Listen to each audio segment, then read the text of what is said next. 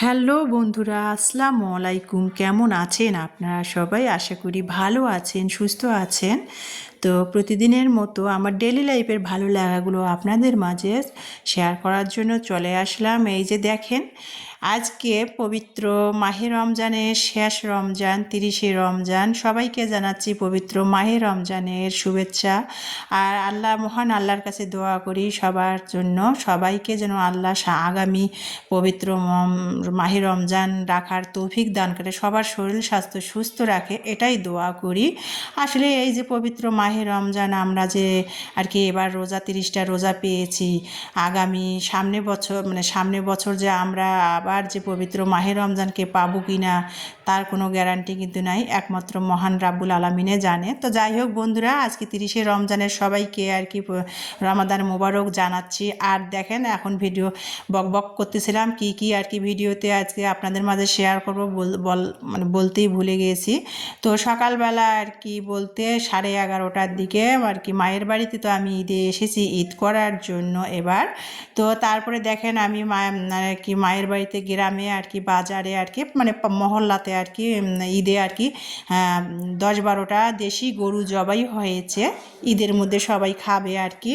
তো সেটা আর কি গরু এখানে মাংস কেনা হবে। আর ঈদের মধ্যে আমার দুই ভাই কেউ আসে নাই, ভাইরা ঢাকায় বিজনেস করে। তো মা অসুস্থ দেখে মায়ের কাছে এসেছি ঈদ করার জন্য। হাজব্যান্ড তো আসবে না, হাজব্যান্ডকে অনেক বুঝিয়ে সুঝিয়ে এসেছি। তো তারপরে আর কি মহল্লাতে আর কি বাজারে গরু জবাই হয়েছে, সেখানে মাংস দরদাম করা হচ্ছিল। তারপরে আর কি সেখান থেকে চলে আসলাম সৈয়দপুর বাস টার্মিনালে। আপনাদের সাথে তো এর আগেও আমি, আপনারা যারা শুরু থেকে আমার পরিবারের সাথে আছেন, শেয়ার করেছিলাম সৈয়দপুরে আসলেই কিন্তু আমি শুটকি কিনে থাকি। এই যে দেখেন, এখন যেহেতু ঈদের সব ছুটি ছাটা দোকানপাট ওই রকম আর কি, বিশেষ করে শুটকির আড়তগুলো খোলা সেরকম একটা নাই, ঈদের পর আবার এগুলো অ্যাভেলেবেল হয়ে যাবে। তো দেখেন, তারপর কিছু কিছু শুটকির স্টোরগুলো আর কি খোলা আছে। যে দেখেন, এইটা কিন্তু সৈয়দপুর তার বাস টার্মিনালে, এখানে কিন্তু শুটকির আড়ত, বিশাল বড় শুটকির আড়ত। তো এখানে নানান রকমের শুটকি পাওয়া যায়, সামুদ্রিক মাছের, বিভিন্ন নদীর মাছের, তো যাই হোক বিলের মাছের।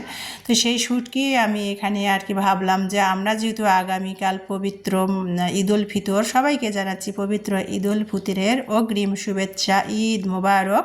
তো যাই হোক বন্ধুরা, আর কি আগামীকাল শনিবার পবিত্র ঈদ উল ফিতর, তো আমরা তো রবিবারে চলে যাব আর কি, হাজব্যান্ডের ছুটি নেই, সোমবার থেকে ডিউটি আছে। তো ভাবলাম যে সৈয়দপুরে আসি, একটু ঈদের পরের দিনের দোকানপাট যদি খোলা না থাকে তো একটু শুটকি নিয়ে যাই। তো যাই হোক, আমি আবার শুটকিগুলো সৈয়দপুর থেকে মায়ের বাড়ি আসলেই বেশি করে কিনে নিয়ে যাই, সেগুলো দরদাম করে কিনলাম, কিনে তারপরে কিছু কাপড় কেনা হয়েছে, মা টাকা দিয়েছিল। তো 2টা 3 পিস কেনা হয়েছে বুটিক্সে, 2টা শাড়ি, পাকিস্তানি শাড়িগুলো। তারপরে এখানে মাংস কেনা হয়েছে, ওই যে মাংস শুরুতেই দেখালাম, গরু জবাই হয়েছে, দেশি গরু 10-12টা গরু জবাই হয়েছে মহল্লার মোড়ের মধ্যে। তো সেখান থেকে এখানে 3 কেজি দেশি গরুর মাংস কেনা হয়েছে, 700 টাকা করে কেজি নিয়েছে।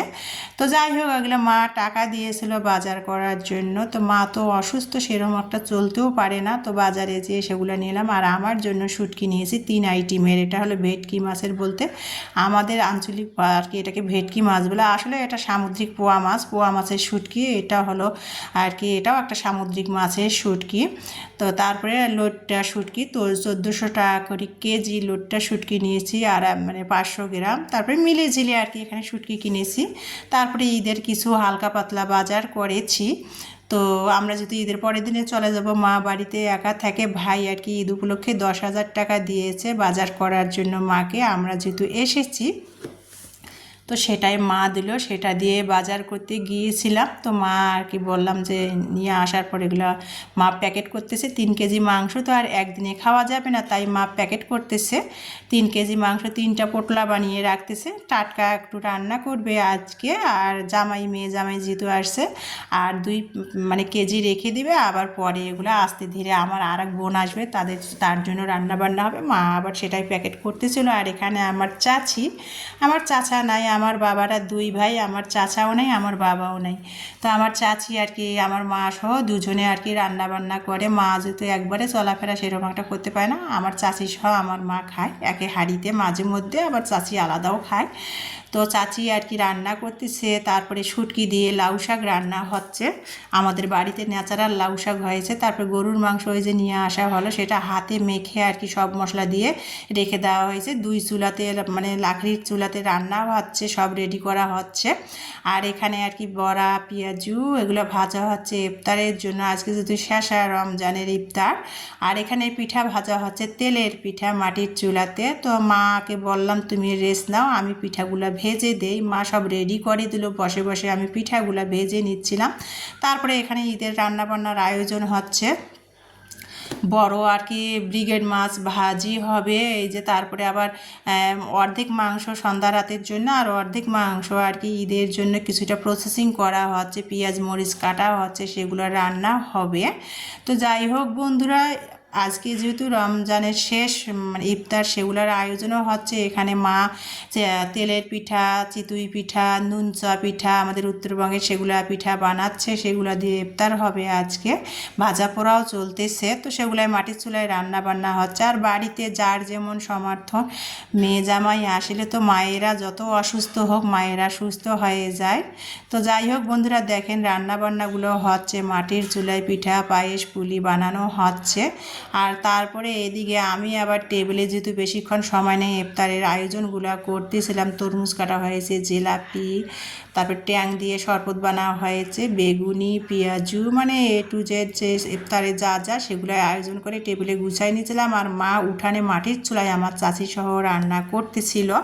তো বন্ধুরা, আপনাদের একটা কথাই প্রতিদিনের মতো বলবো, আপনারা আমার ভিডিওটা যারা দেখতে দেখতে এ পর্যন্ত এসেছেন, এখন মনে করে একটা লাইক দেন, অবশ্যই একটা লাইক দিবেন। আজকের ভিডিওটা এই পর্যন্ত। আল্লাহ হাফেজ।